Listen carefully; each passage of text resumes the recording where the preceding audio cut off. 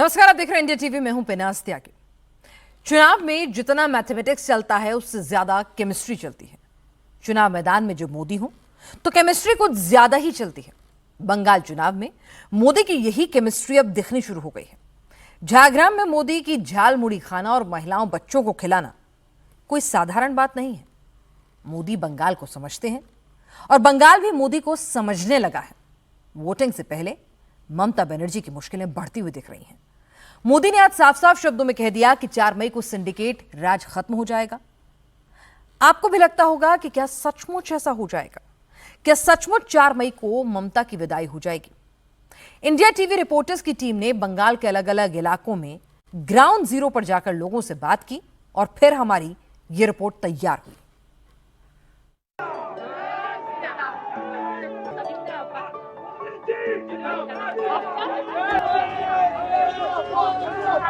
बढ़िया बना है।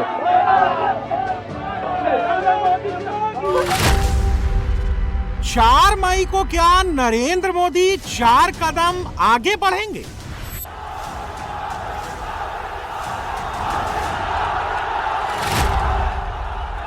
या 4 मई को क्या ममता बनर्जी जश्न मनाएंगी?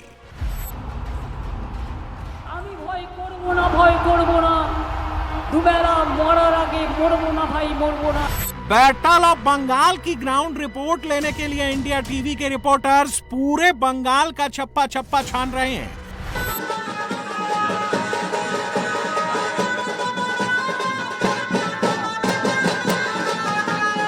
कहां बीजेपी का कमल खिल रहा है, कहां टीएमसी की पताका फहरा रही है।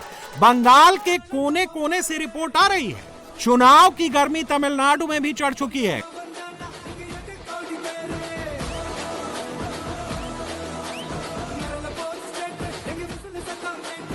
कांग्रेस और डीएमके की रैलियों में अथाह भीड़ जुट रही है।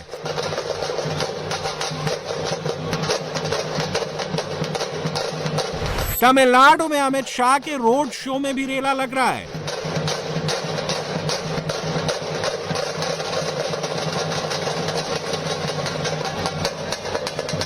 चेन्नई से इंडिया टीवी के south India editor T Raghavan ने डिटेल में ग्राउंड रिपोर्ट भेजी है। 26 का फैसला सील बंद होने में केवल 240 घंटे शेष हैं।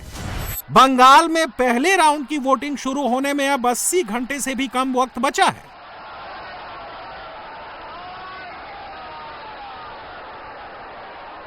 तेईस अप्रैल को ही तमिलनाडु में भी वोट पड़ जाएंगे।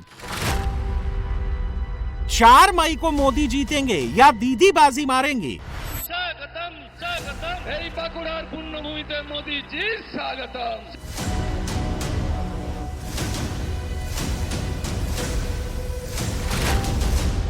4 मई को मोदी मैदान मारेंगे या स्टालिन लड्डू बांटेंगे?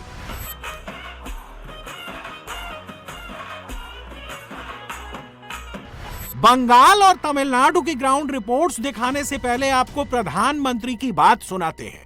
कान खोलकर सुन लो, कान खोलकर सुन लो। बंगाल में नरेंद्र मोदी ने वार्निंग दे दी है। मोदी ने 4 मई की भविष्यवाणी कर दी है। हटा कर रहेंगे निर्मम सरकार। नरेंद्र मोदी को बंगाल में बीजेपी की सरकार दिखने लगी है। इस बार बंगाल में बीजेपी की सरकार बनना पक्का है। इतना ही नहीं, कई जिले ऐसे होंगे, कई जिले ऐसे होंगे जहां से टीएमसी का एक भी एमएलए चुनेगा नहीं। नरेंद्र मोदी ने एक ही दिन में पश्चिम बंगाल में बैक टू बैक 4 रैलियां कर डाली। बिष्णुपुर, पुरुलिया, झारग्राम और मेदिनीपुर में मोदी ने एक ही दिन में आधा बंगाल छाप दिया। तमिलनाडु में गृह मंत्री अमित शाह ने जोर लगाया। 4 मई को क्या होने वाला है? क्या 4 मई को वही होगा जो मोदी ने बताया है?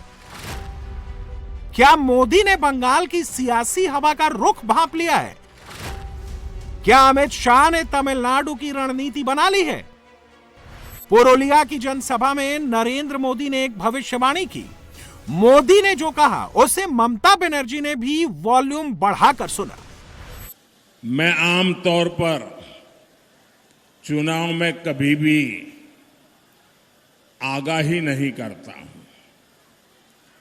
क्या नतीजा आएगा मैं कभी बोलता नहीं हूं। मैं सालों से चुनाव लड़ रहा हूं, लेकिन मैं उन बातों को टालता हूं।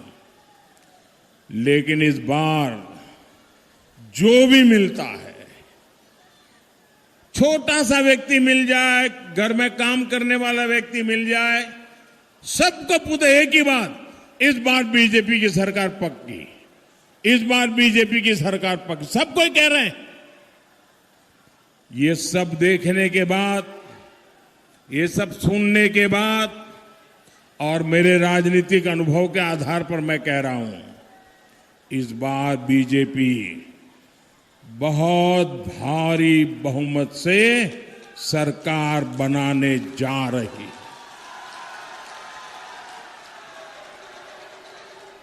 और जब मैं भारी बहुमत से कह रहा हूं, मतलब कि पक्के विश्वास से कह रहा हूं, इस बार सरकार भारी बहुमत से बीजेपी की सरकार बनने वाली है। 23 और 29 अप्रैल से पहले नरेंद्र मोदी ने दुश्मनों के नाम बता दिए और सरेंडर के लिए उनको आखिरी मौका भी दे दिया। मैं टीएमसी के सभी गुंडों, सभी सिंडिकेट, सभी भ्रष्टाचारियों को एक आखिरी मौका देता हूं। 29 अप्रैल से पहले अपने अपने थाने में आत्मसमर्पण कर लो। 4 मई के बाद कोई भी बच नहीं पाएगा। यहां विष्णुपुर का माफिया बालू, पत्थर, कोयले के अवैध खनन से जुड़ा टीएमसी का सिंडिकेट, कान खोलकर सुन लो, ये सब छोड़बे ना। क्या मोदी अपने पार्टी वर्कर्स को और अपने वोटर्स को चार्ज अप करने के लिए ये बातें कह रहे हैं, या वाकई बंगाल में मोदी का बूथ मजबूत हुआ है? कोलकाता में इंडिया टीवी रिपोर्टर ओंकार सरकार ने वोटर का मूड भापा। आपको बता दें, पिछले इलेक्शन यानी 2021 के चुनाव में कोलकाता की 11 में से 11 सीटें तृणमूल कांग्रेस ने जीती थीं। कोलकाता के बगल में हावड़ा जिले में भी 16 की 16 सीटें तृणमूल ने जीत ली थीं। क्या इस बार बंगाल का मूड कुछ अलग है? जी, मेरा नाम कृष्ण राज शर्मा हुआ। ये क्या लगता है आपको, इस बार कौन, किसका पल्ला भारी है, दीदी या फिर दादा? दादा ऑब्वियसली। बीजेपी बहुत अच्छा काम कर रही है, बहुत ओवर पावर कर रही है। सरकार को बंगाल में बहुत काम करने का वादा किया उन्होंने, तो हाँ, बीजेपी का पावर आ सकता है। इस बार बहुत अच्छे बहुमत से आएगा और बीजेपी का पल्ला ऐसी भारी है, दिख रहा है, समझ आ रहा है। मेरा नाम ए के रॉय है। अभी भाजपा का पल्ला भारी है, क्योंकि लास्ट 15 ईयर से जो पश्चिम बंगाल में चल रहा है, सब महिला से युवा से सब सुरक्षित नहीं है। सो दैट्स वाई अभी तय कर लिया है आम आदमी और पश्चिम बंगाल के जनता ने कि ये अभी परिवर्तन जरूरी है। क्या नाम है दादा आपका? मेरा नाम दीपक कुमार राय। अच्छा, इस बार किसका पल्ला भारी है, दीदी या फिर दादा? इस बार जिस तरह से हवा देख रहे हैं और जिस तरह से राज्य सरकार के अगेंस्ट में पब्लिक का मूवमेंट देख रहे हैं, इस बार दादा का पूरा चांसेस लग रहा है। क्या नाम है आपका? আমার नाम असित मानना। तो आपका वोट किसके तरफ जाएगा, दीदी या फिर दादा? ये हम जिसको देता है वही जिसको देता। अच्छा, दो पाल नहीं ठीक है। हमारा नाम है यूनुस आली। अच्छा, क्या लगता है किसका पल्ला भारी है इस बार? ये तो सुमंदर अधिकारी बीजेपी এবারে সংখ্যালঘু গাঁও কাজে সংখ্যালঘু বা শহর কাজে সংখ্যালঘু सर्वमानुष আমি এক সংখ্যালঘু মুসলিম घर का आदमी है हम সংখ্যালঘু বৈধ সবাই আমরা চাইছি পরিবর্তন। अच्छा, परिवर्तन चाहते हैं? परिवर्तन चाहते हैं। अच्छा, परिवर्तन হবেই। अच्छा, परिवर्तन হবেই। क्या लगता है आपको कि बीजेपी इस बार पल्ला भारी है? हाँ, बीजेपी का तो पल्ला भारी है। मेरा नाम डोमिनिक है कि यहाँ का जो माहौल है ये पूरा उल्टा हवा बोल रहा है, इसलिए लगता है बीजेपी आएंगे। देखिए, पिछला बार भी 2021 में भी दादा 1956 वोट में नंदीग्राम में उनको हरा के आए हैं। ऑलवेज दादा का पल्ला भारी। आप यहाँ पे डोर टू डोर किसी से भी पूछिएगा, एक एक बंदे से पूछिएगा, एक महिला से पूछिएगा, एक लड़की से पूछिएगा, सब चाह रहा है परिवर्तन, सब चाह रहा है परिवर्तन। इस बार भवानीपुर में शुभेंदु अधिकारी जी ऑलरेडी हम लोग को जो लग रहा है वो जीत चुके हैं। हम इतना आपको जो बता रहे हैं, भवानीपुर से खड़े होकर बोल रहे हैं, भवानीपुर में दीदी हार रही है। अभी जो काम जो कर रहा है भाई, ये कर रहा है, उसके लिए तो दीदी सब कुछ ठीक है। तो पूरा राज्य भर में क्या होने जा रहा है? एकदम दीदी का टीएमसी का ही है। अच्छा, टीएमसी जीतेगा एकदम। ममता बनर्जी के बांग्ला किले में कई किले हैं। कोलकाता ममता का सबसे मजबूत किला है, यहीं पर भवानीपुर है, जहां शुभेंदु अधिकारी ममता बनर्जी को चैलेंज करने के लिए आए हैं। लेकिन ममता बनर्जी भवानीपुर को लेकर एकदम निश्चिंत हैं। वो भवानीपुर को लेकर जरा भी पैनिक में नहीं है।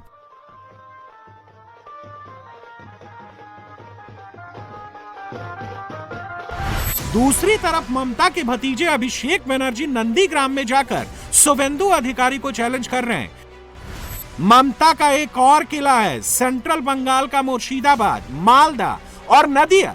यहाँ की मुस्लिम बहुल सीटों पर तृणमूल का स्ट्राइक रेट एकदम से बढ़ जाता है। नदिया जिले में ऐसी एक सीट है कालीगंज, जिसे 5 साल पहले टीएमसी ने 47,000 वोट से जीता था।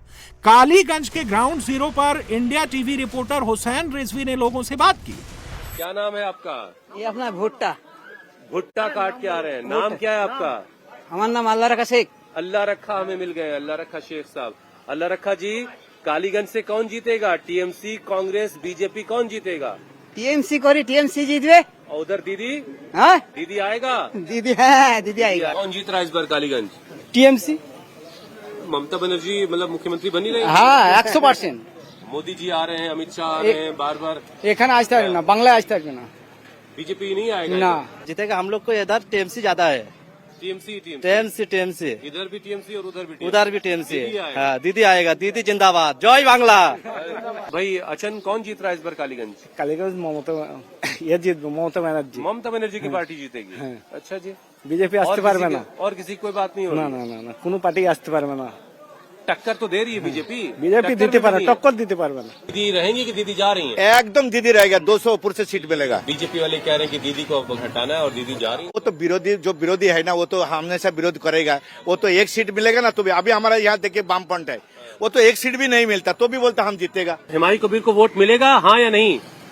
थोड़ा सा तो मिलेगा, थोड़ा सा बटेगा। मुसलमानों का वोट बट रहा है क्या? हाँ ठीक ठाक बट रहा है। बटेगा? हाँ। तो बटेगा तो फिर तो बीजेपी निकाल लेगी। अगर वोट बढ़ गया जो से माने मुकाबला होगा ना, वो बीजेपी से और टीएमसी से ही होगा। बीजेपी टीएमसी से ही होगा। हम इस वक्त कालीगंज विधानसभा में हैं और अलीफा अहमद जो यहाँ की मौजूदा विधायक हैं और टीएमसी की उम्मीदवार हैं, वो एक जबरदस्त कैंपेनिंग करते हुए हमें उनसे मुलाकात हो गई। पहले तो बहुत शुक्रिया, आपने अपनी जीप से अपने रथ से उतरने की जहमत उठाई हमारे लिए। अलीफा, तैयारी कैसी है? टीएमसी इस बार ये सीट निकाल रही है, अलीफा निकाल रही है सीट? बिल्कुल, हम लोग 200% श्योर है ये सीट हम लोग ममता बनर्जी, हमारी जो दीदी है नेत्री है, उनको उपहार में देने वाले हैं। तो हम लोग का मूल प्रतिपक्ष ही है बीजेपी यहाँ पे, जो बापुन घोष कैंडिडेट है। लेकिन कालीगंज में हम लोगों का संगठन बहुत स्ट्रांग है और कालीगंज जो वासी है वो पिछले बहुत सालों से तृणमूल को समर्थन किए हैं और तृणमूल भी खुद से 2011 यहाँ पे बहुत सारा उन्नयन का काम हुआ है जो तृणमूल के हाथ से ही हुआ है। तो कालीगंज वासी भी हमारे साथ ही है। 23 अप्रैल और 29 अप्रैल की वोटिंग पार्लियामेंट में महिला आरक्षण संशोधन बिल गिरने के बाद हो रही है। प्रधानमंत्री नरेंद्र मोदी ने बिल गिराने के लिए ममता बनर्जी को सीधे टारगेट पर लिया। बंगाल की चुनावी रैलियों में मोदी घूम कर एक बात जरूर कह रहे हैं कि ममता बनर्जी ने महिलाओं का हक छीना है। अब बंगाल की महिलाएं ममता को इसकी सजा दें। महिलाओं के आरक्षण के लिए तो देश की संसद ने कानून बनाया है। अब समय आ गया है, देर नहीं होनी चाहिए, उसको बस लागू करना है। लेकिन टीएमसी को ये पसंद नहीं आ रहा है। मैं बंगाल की हर बहन बेटी से कहूंगा, अब टीएमसी को सजा देनी है। अब टीएमसी को बड़ी सजा देनी है। महाजंगल राज को महासजा मिलनी चाहिए। बैटल ऑफ बंगाल में मोदी के फेवर में 4 बातें हैं। यही 4 बातें ममता बनर्जी के अगेंस्ट जा रही हैं। पहला है 15 साल के दीदी राज से उपजा गुस्सा। दूसरा है बंगाल में नौकरी रोजगार का टोटा। तीसरा है तृणमूल कांग्रेस की तोलाबाजी और कट मनी कल्चर। और चौथा है आरक्षण बिल गिरने से महिलाओं का गुस्सा।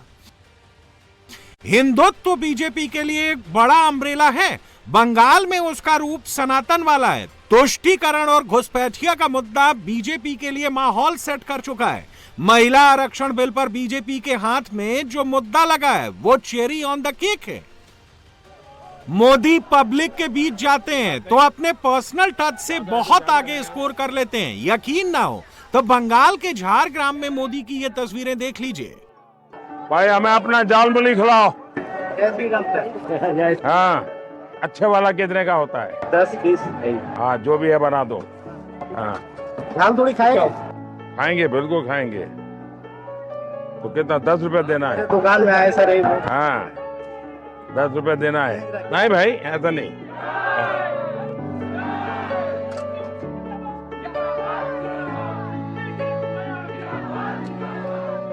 बढ़िया बनाओ।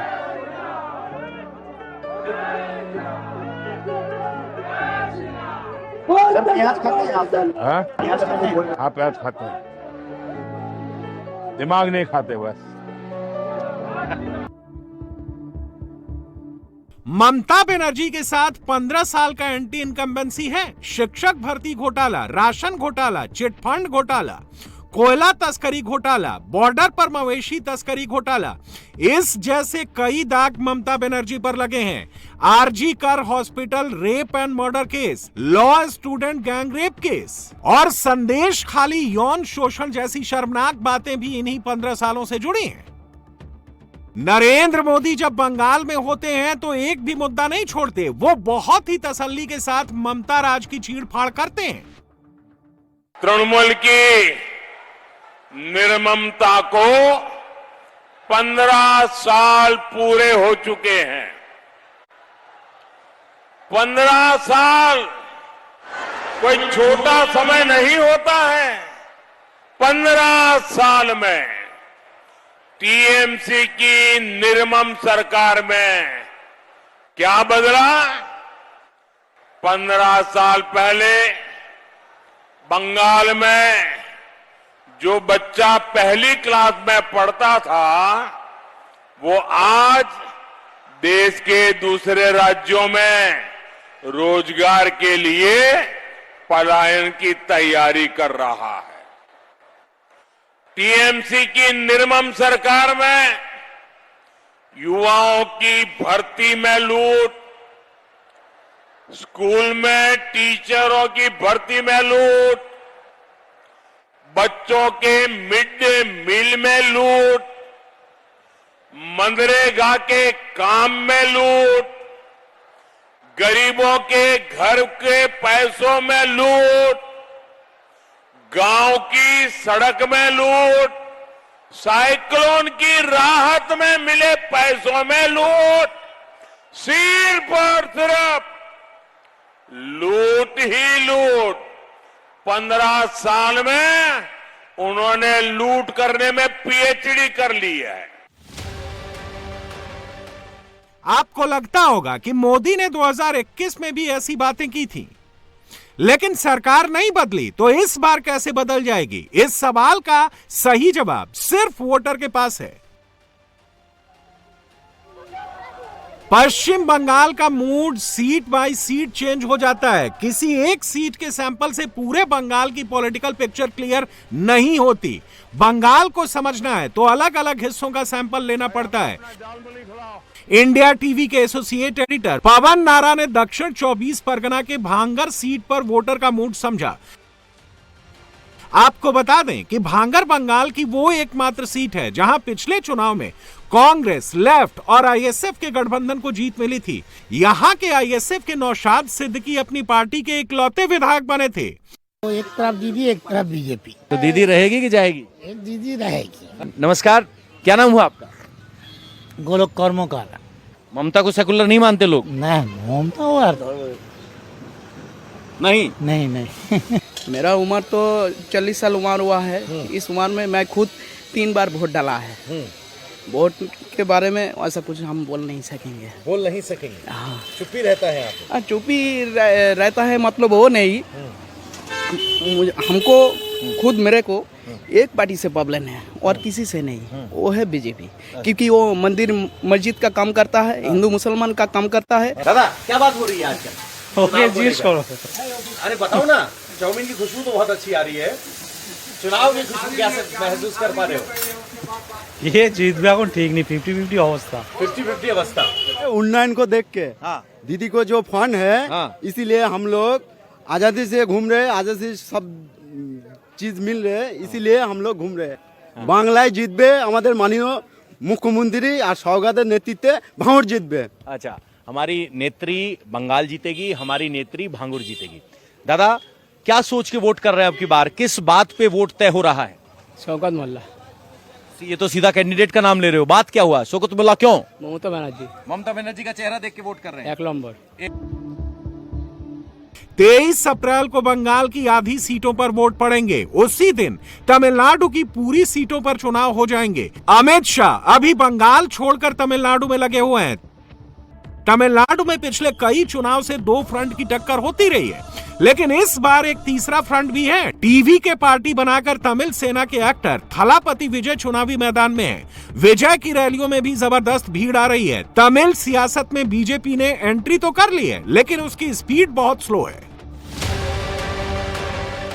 2016 के तमिलनाडु चुनाव में बीजेपी 188 सीटों पर लड़ी थी। 180 सीटों पर उसकी जमानत जब्त हो गई थी। उसे 2.84% वोट मिले थे और बीजेपी कोई सीट नहीं जीत पाई थी। 2021 के चुनाव में बीजेपी ने एआईएडीएमके के साथ गठबंधन करके 20 सीटों पर चुनाव लड़ा। उसे 2.62% वोट मिले और विधानसभा की 4 सीटों पर बीजेपी को जीत मिली। इस बार भी बीजेपी एआईएडीएमके के साथ गठबंधन में है और 26 सीटों पर लड़ रही है। तमिलनाडु में बीजेपी के सबसे एग्रेसिव लीडर अन्नामलाई को फिलहाल साइडलाइन में रखा गया है। कहते हैं कि एआईएडीएमके के दबाव के चलते ऐसा किया गया है। वोटिंग से 4 दिन पहले इंडिया टीवी के south India editor T Raghavan ने चेन्नई के वोटर्स का मूड समझा। थोड़ा बीजेपी के जो स्टॉन्च सपोर्टर्स कह लो, उनमें थोड़ा लगा कि अन्नामलाई रहते तो और बढ़िया रहता। थोड़ा वो क्या बोलते हैं, उसमें एक स्टेप डाउन हुआ ही है। Definitely candidate selection is much better this time, so the vote share will increase. Vote share will increase. और सीटों पे जो 27, क्योंकि पिछली बार 20 लड़ी थी, 4 जीती थी, इस बार 27 पे लड़ रहे हैं, तो आपको लगता है कि उस पे टैली बढ़ेगी सीटों की भी? Tally will increase, of course tally will increase. Prime minister की अगर हम बात कर लें, लगातार वो दौरे कर रहे हैं, उन्होंने एम्फसाइज भी किया है, तो आपको लगता है कि मोदी फैक्टर जो है वो तमिलनाडु में अब काम करने लगा है, या पहले काम नहीं कर रहा था अब करने लगा? अब थोड़ा सा उनके नाम पर भी यहाँ पर वोट पड़ने शुरू हुए? काफ़ी हद तक मोदी फैक्टर है, but you know it will take more time because see यहाँ पर that's what यहाँ का कल्चर एक है कि साउथ इज साउथ, वो तो that factor keeping in mind Modi effect will keep coming in, keep increasing, but time लगता है ना। ये लोग 100 साल से, वो 20 साल से, तो वो फर्क आ जाएगा ना, टाइम लग रहा है। वो द्रविड़ अस्मिता की बात करें, और एक बहुत बड़ा चुनावी मुद्दा भी डीएमके ने इसको बनाया है। तमिलनाडु के लिए ज़्यादा सीट्स या सेम प्रपोर्शन में वो सीट्स बढ़े with the delimitation, same proportion of seats Tamil Nadu को मिले तो अच्छा रहेगा। ये तो प्रपोज किया था, सेंट्रल गवर्नमेंट ने कहा था कि हम ओवरऑल 50% जो है हर स्टेट के लिए प्रो रेटा बेसिस पे इसको हम कर देंगे।